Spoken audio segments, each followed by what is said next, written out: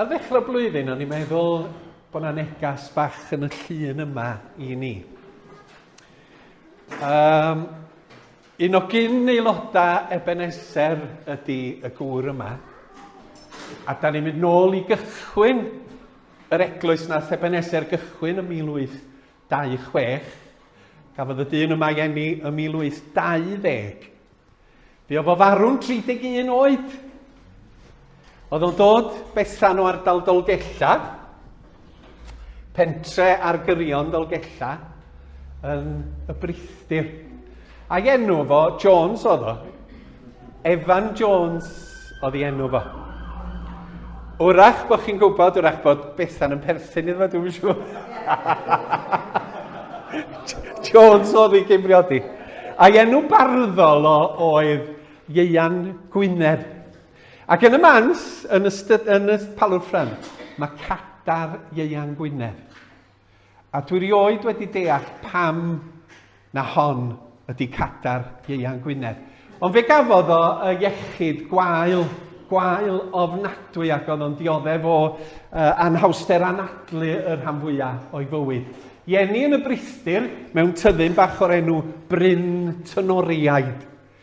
Ac mi fuodd o yn athro, mi fuodd o yn weinidog yn Aberdâr am gyfnod byr, a mi fuodd o'n newyddiadurwr. Ac un o'r papura oedd o yn gweithio iddo fo oedd y Gymraes. Ac os mae'n cael ei gydnabod fel un oedd wedi sefyll dros hawliau merched yng Nghymru, yn gynnar lle, yn ganol yr 14edd ganrif ar 15. Oedd o'n byw, oedd ar Queen Street pan oedd o'n aelod yn Ebenezer, mewn teras o dai sydd bellach wedi diflannu. Ond os da chi'n cerdded ar hyd Queen Street, mae yna lôn bach i fynd mewn i ganolfan siopa Dewi Sant. Fedrai'm cofio wrach na Starbucks sydd ar y gornel. A fanodd Ieuan Jones, Ieuan Gwynedd, yn byw. Yn ei weiledd, ddaru nhw benderfynu tynnu lun o. Mae di gladdu gyda llaw i fyny yn Groes Wen yng Nghaerffili. Doedd gan Ebenezer ddim mynwent pan fuodd o farw y 1851. Ac felly yng Nghaerffili, y claddwyd o. A oedd o mewn gwendid mawr ac oedd rhaid chi aros yn llonydd i dynnu llun yn y cyfnod yma ar gyfer y negatif. A doedd o mesu aros yn llonydd a doedd o ddim yn gallu ista'n syth. A mi ath i wraig o Rachel tu ôl iddo fo, tu ôl i'r llen, a rhoi llaw ar ei ysgwydd o. Mwyn i gynnal o, mwyn rhoi nerth iddo fo i allu eistedd yn syth. A mae hwn yn un o lyniau iconig hanes Cymru mewn ffordd, yn hanes ni. A mae yna englyn wedi cael ei ysgrifennu y llaw yn y llun. Mi oedd Rachel yna, chi'n gweld y llaw yn fama, yn cynnal i gŵr yn ei wendid.